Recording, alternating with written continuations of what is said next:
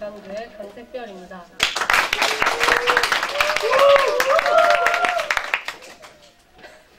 먼저 저희 프로젝트 이름인 어울림의 의미를 설명해 드리겠습니다. 첫 번째로 함께 잘 어울리다의 어울림, 두 번째로 라는 감탄사와 핸드폰이나 메신저의 알람이 울리다의 울림을 결합한 어울림, 이렇게 이중적인 의미를 가지고 있습니다. 다음은 발표의 목차입니다. 발표 순서는 주제 선정 사유, 분석 설계, 구현 영상, 기술 소개, 팀원 소개 및 후기 순으로 진행될 예정입니다. 주제 선정 사유입니다. 저희 조는 즐거운 학교 생활을 위해 서비스를 만들고 싶었습니다. 그래서 학교 생활에 좀 더 활력을 불어넣어주고 즐겁게 생활할 수 있는 방법이 무엇이 있을까 생각해봤는데, 첫 번째로는 취미 공유, 두 번째로는 스터디 모임이 있었습니다. 하지만 이 두 가지 모두 새로움을 원하는 저희 조에게는 너무 평범해서 지루하게 느껴졌고, 더 고민한 끝에 학생들의 관심사 중 하나인 연애에 초점을 맞추기로 했습니다. 이에 따라 저희는 연애에 관심 있는 학생들을 대상으로 서로 활발한 의사소통이 가능하며 접근하기에 부담스럽지 않은 서비스를 제공하기로 결정했습니다. 이렇게 만들어진 저희 어울림 서비스의 간략한 소개 영상을 보여드리겠습니다. 안녕하십니까. 떨림에서 울림으로 어울림입니다. 저희가 준비한 프로젝트는 10대, 20대 학생들을 타겟으로 한 소셜 네트워크 서비스로 기존 딱딱한 학교 생활을 더욱더 재미있게 라는 마인드로 6명이 모여 시작한 서비스입니다. 간단하게 저희 시스템에서 사용할 수 있는 기능은 크게 익명질문 에스크, 자신의 감정을 표현하는 타임라인, 익명 게시판, 친구들과의 채팅, 도전 과제와 만약 당신이 커플이 되었다면 커플 타임라인, 커플 캘린더를 제공합니다. 커플 타임라인은 연인들끼리만 볼 수 있는 사진첩 형식의 공간이며, 커플 캘린더는 연인들끼리 공유하는 달력입니다. 또한 저희의 주 서비스로 생각했던 꽃, 창, 그리고 방패가 있습니다. 이렇게 말하면 아마 이해가 잘 안 되실 건데, 그래서 이렇게 한번 가정을 해봅시다. 두 회원이 있습니다. 두 회원은 꽃, 창, 방패를 하나씩 들고 있습니다. 여기서 꽃은 보낼 수 있는 꽃입니다. 나중에 등장할 받은 꽃 개수와는 다른 존재입니다. 남자를 A, 여자를 B라고 해봅시다. A는 B를 좋아합니다. 그래서 꽃을 보냈습니다. 하지만 주의하셔야 될 건 한 번 꽃을 보내면 30일 후에 취소할 수 있습니다. 하지만 B는 인기가 많아 C가 등장해 B에게 꽃을 보냅니다. B는 받은 꽃의 개수가 2개가 됐습니다. 그럼 누가 보냈는지 궁금하지 않을까요? 그래서 창이라는 시스템을 도입했습니다. B는 A가 나를 좋아하는 것 같아 창을 A에게 사용했습니다. 그렇게 되면 평소 B를 좋아했던 A는 자신의 마음을 들켜버리고 말죠. 하지만 A는 자신의 마음을 들키는 게 두렵습니다. 그래서 저희가 도입한 시스템이 방패입니다. 만약 아까의 상황에서 A가 방패를 가지고 있었다면 다시 B가 A에게 창을 사용할 때 A의 방패는 자동 사용되며 B는 A의 마음을 알 수 없게 됩니다. 아이템을 모두 소모했다고 너무 슬퍼하지 않으셔도 됩니다. 도전 과제를 통한 포인트나 현금 결제로 아이템을 구매할 수 있습니다. 하지만 꽃은 구매를 못하니 신중하게 선택해야 될 것 같습니다. 저희가 다른 얘기를 하는 동안 B는 이제 C가 좋아졌다고 합니다. 그래서 꽃을 보냈습니다. 그럼 B와 C는 서로 꽃을 보낸 상태가 되게 됩니다. 그럼 서로의 마음이 맞았다는 뜻이겠죠? 그럼 커플이 되었다는 알림과 함께 커플이 되며 이제부터 커플 타임라인과 커플 캘린더를 이용할 수 있게 됩니다. 여기까지가 어울림에 대한 간단한 설명이었습니다. 이처럼 저희 어울림 프로젝트는 지루한 학교 생활에서 조금이라도 벗어날 수 있게 학생을 위한 소셜 네트워크 서비스를 제공하고 싶었고, 학교 내 이벤트 또한 제공되는 서비스로 좀 더 간편하게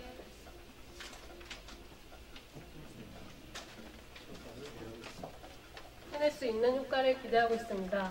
다음은 분석 및 설계입니다.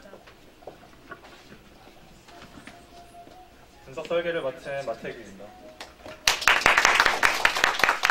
분석 설계에서는 저희가 실제 시스템 구현에 사용된 문서를 예시로 들며 요구사항 정의, 분석, 설계 순으로 설명하겠습니다. 먼저 현업 요구사항 정의서입니다. 현업 요구사항 정의서는 사용자의 기능적, 비기능적 요구사항을 정형화하여 체계적으로 분류 및 명세화한 문서입니다. 사용자의 명확한 요구사항을 도출하여 정제 후 확정하여 전체적인 시스템의 범위를 정의하게 됩니다.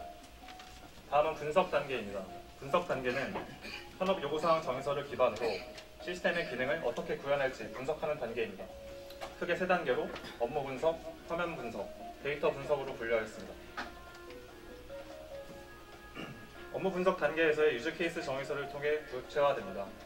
사용자의 관점에서 시작되며 특정 기능의 작업 흐름을 비즈니스 관점으로 기술합니다. 선행 조건과 완료 조건, 목적과 유형을 구체화하여 서비스의 흐름을 상세히 기술합니다. 유즈케이스 유형 정의와 요구사항 추적표를 통해 유즈케이스 정의서와 비교 분석이 가능하며 원하는 기능의 추적이 가능합니다. 유즈케이스 다이어그램은 사용자 입장에서 시스템이 가져야 할 기능을 분석해놓은 문서입니다. 좌측에 실제 사용자인 액터와 중앙에 시스템의 기능, 오른쪽에는 타 시스템이 표현됩니다. 클래스 다이어그램과 VOPC는 클래스 간의 관계를 도식화하여 필요한 화면과 모델을 추출하고 이를 표현합니다. 화면 정의서에서는 사용자와 시스템 간의 상호작용을 일반 사용자가 봐도 이해할 수 있도록 데이터와 이벤트 조건, 화면 전환 등을 구체화합니다. 데이터 분석 단계에서는 논리적 ERD를 작성하여 데이터의 논리적 흐름과 전체적인 논리 데이터 모델을 정의합니다. 시스템과 엔티티 간의 상호작용을 나타내며 더 이상 쪼갤 수 없는 원자성 상태로 만들고 사슬 단계를 끊는 것에 초점을 맞췄습니다. 다음은 설계 단계입니다. 분석 단계에서 정한 표준들을 설계 단계에 맞춰 정의합니다. 설계 단계에서는 업무 분석의 유지 케이스를 제외한 클래스 다이어그램, VOPC, 화면 정의서, ERD를 실제 구현하려는 시스템에 맞춰 테이블을 작성합니다. 이 단계에서 클래스 간 관계와 필요한 모델을 추출합니다. 설계 단계에서의 화면 정의서에서는 실제 입력될 파라미터와 컨트롤러, 그리고 보여지는 화면 UI를 확정합니다. 피지컬 ERD에서는 데이터베이스에서 사용되는 테이블 간의 관계를 정형화, 도식화하여 시스템의 전체적인 물리적 데이터 모델을 정의합니다. 마지막으로 피지컬 ERD에서 작성된 데이터 모델을 바탕으로 실제 사용될 테이블의 컬럼명, 타입, 그리고 길이를 정의하는 테이블 정의서를 제작합니다. 이상으로 분석기 설계에 대한 동영상을 소개를 마치고 다음은 구현 동영상을 발표하겠습니다.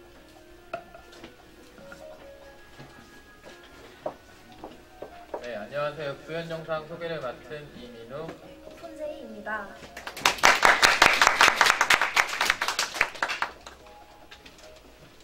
네, 그럼 영상 소개를 시작하도록 하겠습니다. 먼저 인덱스 화면입니다. 저희 인덱스는 오른쪽에 보시면 로그인과 가입하기를 할 수 있고 위쪽에서 바로 로그인을 진행할 수 있습니다.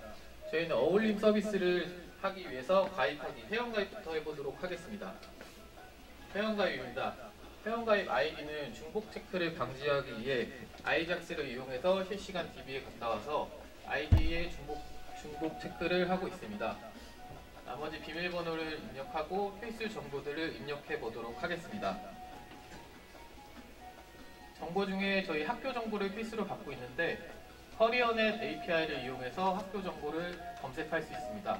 검색은 초, 중, 고, 대학교별로 검색이 가능하며 확인 버튼을 눌러 마무리할 수 있습니다. 다음은 휴대전화 정보를 입력해 보도록 하겠습니다. 실제 번호를 입력해서 인증을 진행해 보도록 하겠습니다. 실제 디바이스에서 문자를 받은 모습을 볼 수 있는데요. 이 정보를 가지고 회원가입 인증을 진행해 보도록 하겠습니다. 오른쪽 상단에 번호가 뜨는데 이 정보를 입력하고 버튼을 누르면은 인증 완료되었습니다가 출력이 됩니다. 나머지 생일 그리고 성별을 입력하고 이메일 인증을 진행해 보도록 하겠습니다. 이메일 인증은 자바 메일을 이용해서 하였고 똑같이 아이작스를 위해 중복 체크를 하였습니다. 메일을 발송하고 실제 메일이 온 모습을 확인할 수 있습니다. 인증 번호를 통해서 인증을 진행해 보도록 하겠습니다. 인증 번호를 입력할 때는 우선은 잘못 입력하면은 인증번호가 틀렸습니다라고 나오고 제대로 입력해야지만 완료가 진행됩니다. 나머지의 정보를 입력하고 가입을 완료해 보겠습니다. 다음은 네이버 간편 가입입니다. 저희는 SNS 연동을 통해 간편 가입을 할 수 있습니다. 네이버의 정보를 통해 이메일, 닉네임, 아이디 등을 가져와서 간략하게 정보를 입력하고 간편 가입을 진행할 수 있습니다.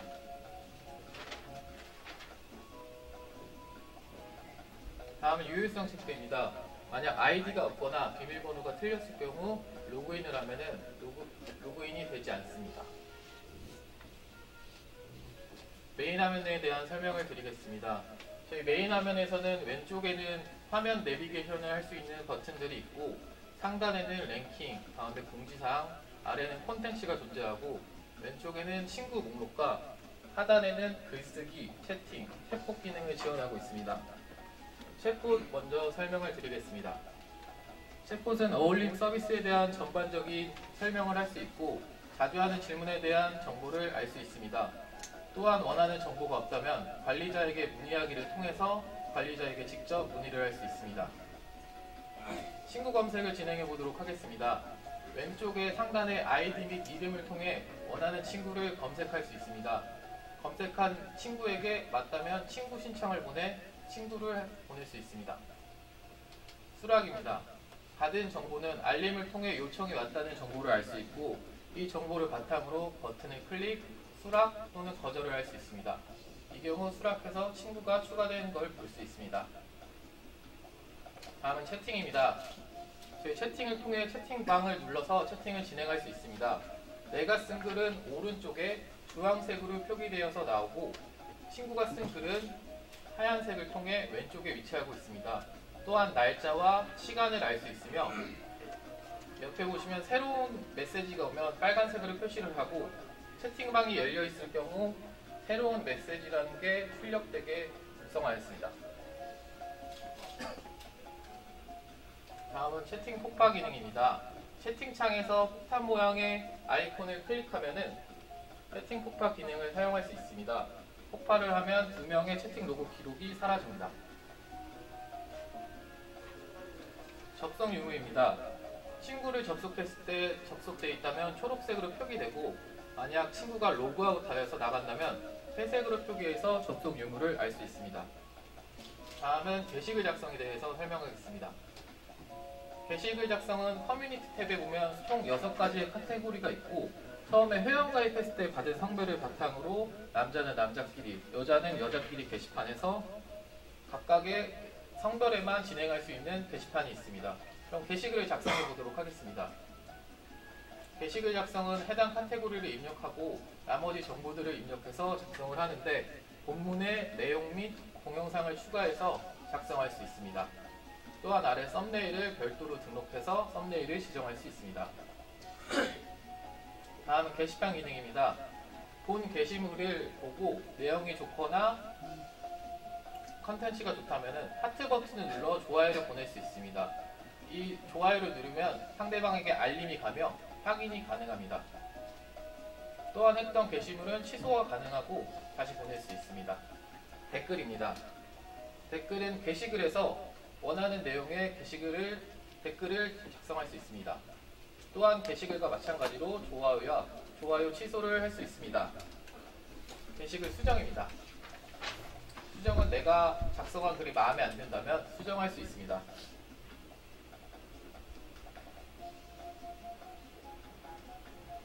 다음은 삭제입니다. 원하는 게시물이 마음에 안 들면 작성한 게시글을 삭제할 수 있습니다. 문의사항입니다. 문의사항은 더보기 탭에서 문의사항을 작성할 수 있으며 카테고리를 설정하고 내가 원하는 궁금증을 답변을 남길 수 있습니다. 수정입니다. 수정은 마찬가지로 내용을 수정이 가능합니다. 답변입니다. 답변은 문의사항에 대한 답변은 관리자만 가능하고 내용을 보고 해당 내용을 관리자가 답변을 해줄 수 있습니다. 지금 답변을 작성해서 보내는 모습을 보고 계십니다. 답변을 확인하는 유저의 시점입니다. 유저의 답변이 봤을 때 답변이 달리면은 수정 여부에 수정 불가가 떠서 수정을 할 수 없지만 관리자가 답변을 달지 않았다면 수정이 가능하여 내용을 바꿀 수 있습니다. 다음은 도전과제입니다. 도전과제는 일주일에 3개씩 진행되는 과제인데요. 이 과제를 통해 3가지 중에 제목, 조건, 포인트, 진행 시점까지 알 수 있고, 이를 바탕으로 획득한 포인트로 아이템을 구매하거나 아니면 랭킹 시스템에 이용하고 있습니다. 그러면 이 내용을 바탕으로 수행을 한번 해보도록 하겠습니다. 지금 3가지 중에 대나무숲 게시판에 글 작성하는 방법으로 작성을 해보도록 하겠습니다.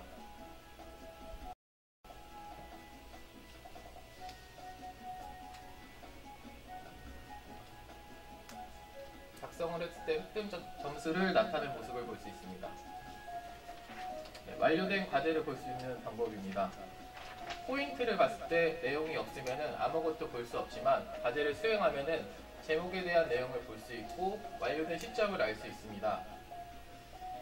또한 포인트 탭에 들어가서 획득 점수와 활동 점수를 볼 수 있는데,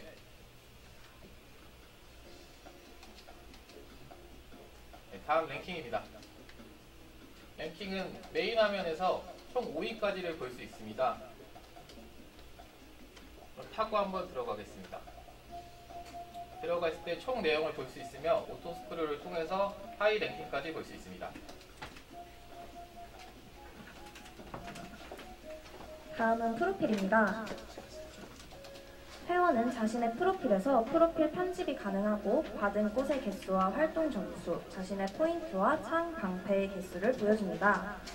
프로필 편집에는 프로필 사진과 닉네임, 자기소개를 수정할 수 있습니다. 또한 비밀번호 변경과 프로필 공개 여부를 설정할 수 있습니다. 다음으로 타임라인입니다. 타임라인은 자기 자신만이 작성할 수 있는 나만의 공간입니다. 타임라인 작성 시 아래에 최신 순으로 보여지게 되고 공개 범위를 설정할 수 있습니다.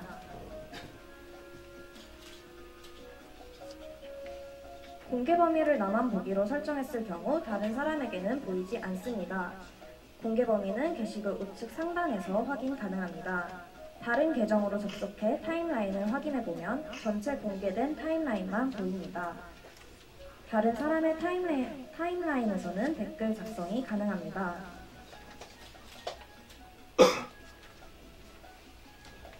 다음은 에스크입니다. 에스크는 다른 회원이 자신에게 익명으로 질문을 할 수 있는 공간입니다. 에스크에 질문을 남겨보겠습니다. 질문을 남기면 상대방은 알림에서 에스크에 질문이 등록되었다는 것을 알 수 있습니다. 질문을 확인하고 답변해 보겠습니다. 자신의 에스크에 답변하기 버튼을 누르면 익명의 회원이 등록한 질문을 확인할 수 있습니다. 답변을 작성한 질문은 답변 완료된 질문에서 확인 가능하고 이 질문과 답변은 모든 회원이 프로필에서 확인 가능합니다. 이번엔 질문을 거절해 보겠습니다. 등록된 질문을 거절하게 되면 질문은 삭제됩니다. 다시 프로필입니다. 프로필 화면에서는 친구 끊기, 꽃 보내기, 찔러보기 버튼이 보여지게 됩니다. 이제 커플 회원이 되는 과정과 창 방패 아이템의 사용, 그리고 결제 시스템을 가상의 시나리오로 보여드리겠습니다. 먼저 가상의 사용자 제이와 은우가 있습니다. 은우는 제이가 마음에 들어 꽃을 보냅니다. 받은 꽃의 개수가 1이 된 제이는 누가 꽃을 보냈는지 궁금해집니다. 제이는 창 아이템을 이용해 은우를 찔러봅니다. 하지만 은우는 방패 아이템을 가지고 있었고 그 방패는 자동으로 사용됩니다. 더 이상 사용할 창이 없는 제이는 프로필에 아이템을 클릭하여 창과 방패를 구매하려고 합니다. 여기서 결제 시스템은 아임포트를 사용하였습니다. 창을 페이퍼 결제로 구매해 보겠습니다. 필요한 정보를 입력하고 결제가 완료되면 창이 하나 늘어난 것을 확인할 수 있습니다. 방패는 카카오페이를 통해 결제해 보겠습니다. 핸드폰의 카카오페이 결제 화면입니다. 등록된 카카오페이 계정과 인증을 거쳐 결제가 완료되었습니다. 결제를 통해 창이 하나 더 생긴 제이는 다시 은우를 찔러봅니다. 은우가 꽃을 보냈다는 것을 알 수 있습니다. 여기서 제이도 은우에게 꽃을 보냅니다. 이로써 두 회원은 커플 회원이 되고 추가 기능인 커플 타임라인과 커플 캘린더를 사용할 수 있습니다. 방금 결제한 결제 내역은 더보기의 결제 내역에서 확인할 수 있습니다. 사용된 창은 환불 불가 상태지만 아직 사용하지 않은 방패는 환불이 가능합니다. 커플 회원을 위한 추가 기능을 살펴보겠습니다. 먼저 커플 회원의 경우 친구 목록의 로그인 상태가 하트 모양으로 바뀌게 되고 프로필에서 커플 타임라인과 커플 캘린더를 확인할 수 있습니다. 커플 타임라인 상단에는 매칭 날짜를 기준으로 디데이를 보여줍니다. 커플 타임라인 게시글은 썸네일 형식으로 업로드 시 사진, 제목, 장소, 내용을 입력합니다. 등록된 커플 타임라인 게시글은 최신 순으로 보여지고 수정과 삭제가 가능합니다. 커플 캘린더입니다. 원하는 날짜에 장소, 내용을 입력해 스케줄을 저장할 수 있습니다.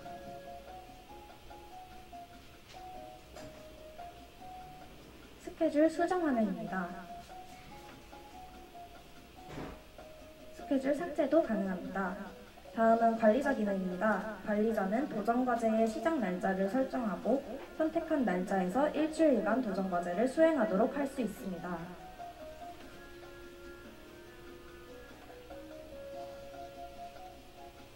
도전과제 등록은 어떤 도전과제를 부여할지 카테고리를 설정하고 횟수와 지급할 활동 점수 및 포인트, 간단한 도전과제에 대한 설명을 입력하여 새로운 도전과제를 등록합니다.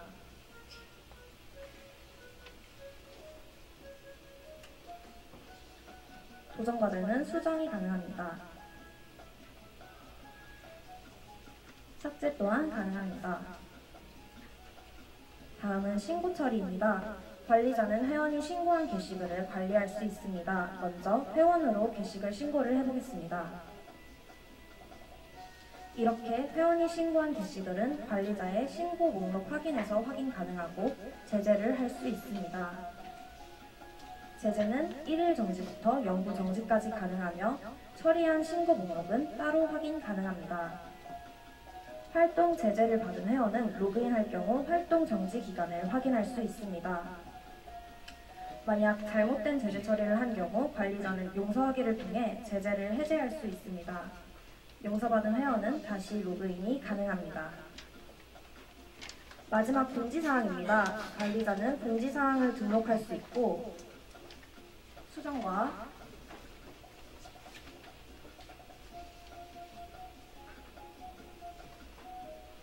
삭제가 가능합니다.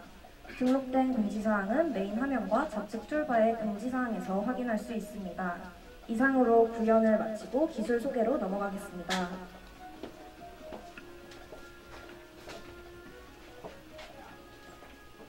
안녕하십니까. 어울림의 기술 소개를 발표할 주형진입니다. 기술 소개는 먼저 프론트엔드, 백엔드, 개발 툴, 오픈 API 순으로 발표드리도록 하겠습니다. 먼저 프론트엔드입니다. HTML과 자바스크립트, CSS를 적용한 AJAX와 jQuery, 부트스트랩을 사용하였습니다. 그 외에 썸머노트, 스윗알럿, 구글 폰트, 아이스크롤, 폰트 어썸을 이용해 서브 기능을 보완하였습니다. 다음은 백엔드입니다. 백엔드는 자바를 이용한 자바 메일 API를 적용하였고 스프링 프레임워크를 이용해 웹서버가 포함된 톰캣을 적용시켰습니다. RDBMS로는 오라클을 사용하였고 마이바티스를 이용해 오라클 데이터베이스와 연동시켰습니다. 저희 시스템의 채팅 시스템과 실시간 로그인 유무 판단을 위해 노드.js를 사용하였고 npm을 사용해 소켓IO와 익스프레스를 적용시켰습니다. 포그라운드 알림을 위해 웹소켓을 사용하였고 백그라운드 알림을 위해 파이어베이스를 사용하였습니다. 다음은 개발 툴입니다. 백엔드 개발을 위해 이클립스, 비주얼 스튜디오 코드를 사용하였고 프론트엔드 개발을 위해 브라켓을 사용하였습니다. 그리고 DB 관련 툴로는 DB버, SQL 디벨로퍼, 로보 3T를 사용하였고 화면 정의를 위해 스타UML, 카카오 오븐과 형상 관리를 위한 GitHub을 사용하였습니다. 마지막으로 오픈 API입니다. 저희 시스템은 학교 정보가 필요하기 때문에 커리어넷 학교 찾기 API를 사용하였습니다. 그리고 네이버 로그인을 위한 네아로 API와 결제를 위한 아임포트, 챗봇을 위한 담비, SMS 실명 인증을 위한 청기화 랩 API를 사용하였습니다. 다음은 플랫폼 구현에 있어 사용되었던 기술 중 Node.js, MongoDB, 웹소켓, 파이어베이스에 대해서 좀 더 상세히 소개해드리도록 하겠습니다. 먼저 Node.js입니다. Node.js는 크롬 V8 자바스크립트 엔진으로 빌드된 자바스크립트 런타임입니다. 기존 이는 자바스크립트를 프론트엔드뿐만 아니라 백엔드까지 제어 가능하게 만들어주었고 비동기 프로그래밍이라는 큰 장점을 가지고 있습니다. 때문에 결과값을 기다리지 않고 다양한 요청의 처리가 가능했습니다. 기존 웹에서의 클라이언트 요청에 대한 서버의 응답만을 기다리는 단방향성 통신은 클라이언트와 서버 간 자주 데이터 전달이 발생하는 실시간 채팅에는 적합하지 않기 때문에 Node.js에서 지원하는 서버 구축 모듈인 익스프레스와 소켓 IO를 적용하였습니다. 소켓 IO는 브라우저에 관계없이 웹통신이 가능하게 해주었습니다. Node.js에서 커넥션과 디스커넥트를 이용하여 로그아웃뿐만 아니라 강제 종료 시에도 통신이 계속될 수 있도록 구현한 로그인 유무 판단 코드입니다. 다음은 MongoDB와 몽구스에 대해서 설명해 드리도록 하겠습니다. MongoDB는 SQL이 아닌 NoSQL의 일종으로서 JSON 형태의 자유로운 데이터 추가가 가능합니다. 아래 이미지는 실제 MongoDB에 들어간 데이터의 형식을 보여주고 있습니다. 몽구스는 Node.js와 MongoDB의 데이터를 매핑하여 간편한 CRUD를 가능하게 해줍니다. 또한 MongoDB에 데이터가 추가되기 전 노드 서버단에서 한번 필터링하고 스키마를 형성하여 잘못된 데이터의 유입을 막아줍니다. 이 이미지는 실제 저희 시스템에 구현된 채팅 스키마입니다. 다음으로 웹소켓과 파이어베이스 클라우드 메시징에 대해서 소개해드리도록 하겠습니다.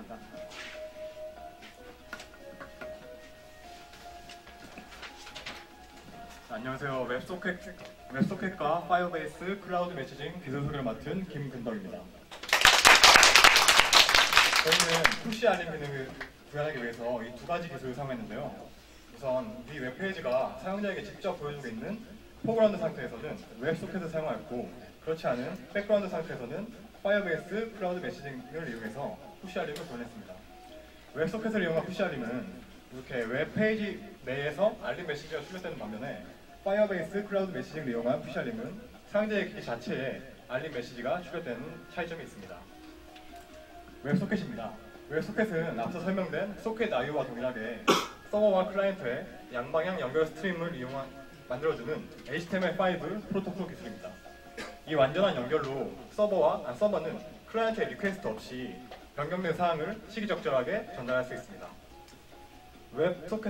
웹소켓은 웹서버와 웹브라우저가 모두 웹소켓을 지원해야 사용할 수 있는데, 이는 모든 웹브라우저와 웹서버에서 사용할 수 있는 소켓 IO와는 상반되는 점입니다. 웹소켓은 다른 HTTP 요청과 동일하게 80번 포트를 이용해서 접속을 하는데요. 웹소켓을 통해서 웹서버와 브라우저가 연결되면 프로토콜 오버헤드 방식으로 데이터를 주고받을 수 있습니다. 이 프로토콜 오버헤드 방식은 80번 포트를 여러가지 TCP 커넥션을 맺지 않고 80번 포트를 이용해서 단 하나의 TCP 커넥션을 맺습니다. 그러고 나서 별도의 다른 헤더 등과 같이 그 세부적인 논리적인 데이터 흐름단을 이용해서 하나의 커넥션으로 여러 개의 커넥션을 맺는 효과를 내는 방식입니다. 이 프로토콜 오버헤드 방식으로 방화벽이 있는 환경에서도 안정적으로 웹소켓을 사용할 수 있습니다.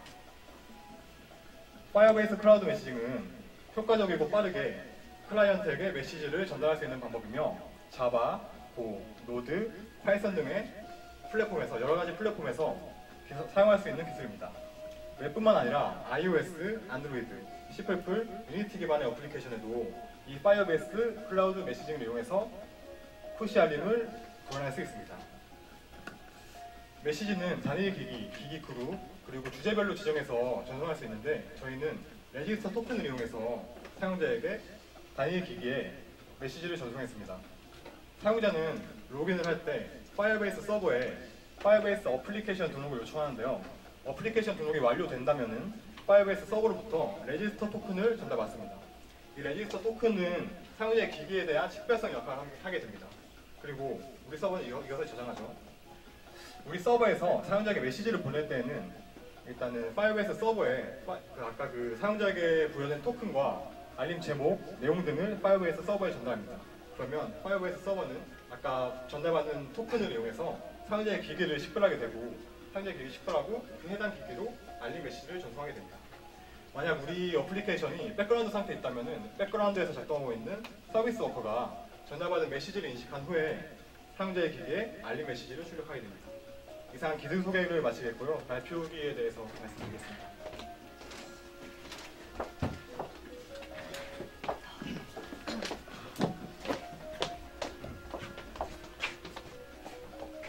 네, 안녕하세요. 저는 손주이마 김강조의 조장인 마태규입니다. 그 팀원 소개를 해드리면 제 옆에는 커플 기능을 담당한 손재희, 그리고 신고와 알림, 소셜을 맡은 김근덕, 그리고 회원 관리를 하신 우리 특별 누님, 그리고 게시판과 신고를 맡은 형진이, 채팅도 맡았습니다. 그리고 마지막으로 도전 과제를 맡은 우리 민우 형입니다. 저부터 소개를 말씀드리면은 진짜 6개월이 어떻게 지나갔는지 잘 모르겠는데요. 시간이 정말 빨리 갔어요, 다들. 진짜 6개월 동안 다들 고생 많으셨다는 얘기 드리고 싶고요. 또 강의 열정적으로 가르쳐주신 우리 강사님께 감사하다는 말 드리고 싶습니다. 네, 저는 정말 감사한 6개월이었고요. 모두들한테 감사하다는 말 하고 싶습니다. 감사합니다. 6개월 동안 좋은 강사님과 좋은 동기들을 만나서 정말 행복했고요. 잊지 않을 기억이 될 것 같습니다. 저도 6개월 동안 모두 고생 많으셨고 감사했고요. 모두 행복하셨으면 좋겠고 분노. 네, 정말 6개월이 짧았습니다. 다들 하시는 일 잘 됐으면 좋겠습니다. 감사합니다. 네, 저희 조뿐만 아니라 다른 조들도 매일 밤 늦게까지 코딩을 하는 기억이 새록새록 나는데요. 다들 좋은 결과 있었으면 좋겠습니다. 이상으로 발표를 마치겠습니다.